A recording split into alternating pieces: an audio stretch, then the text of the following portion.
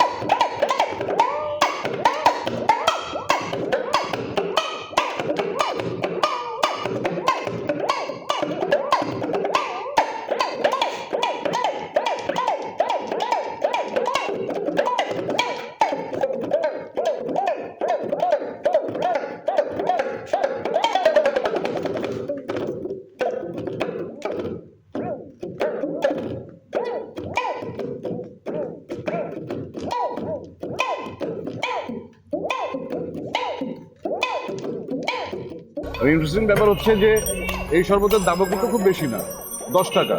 তো 10 টাকা এরকম একটি সুস্বাদু তো বটেই, সবচেয়ে বড় কথা স্বাস্থ্যকর। তবে একটা জিনিস খেয়াল রাখতে হবে যে এখানে যে পানি ব্যবহার হচ্ছে সেই পানিটি নিরাপদ কিনা সেটাই জানা খুব জরুরি। কারণ দেখা যাবে আপনি অনেক স্বাস্থ্যকর একটি পানীয় খেয়েছেন, কিন্তু পানিটা যদি অনিরাপদ হয়ে থাকে তাহলে এটা আপনার স্বাস্থ্যের জন্য হানিকর হবে।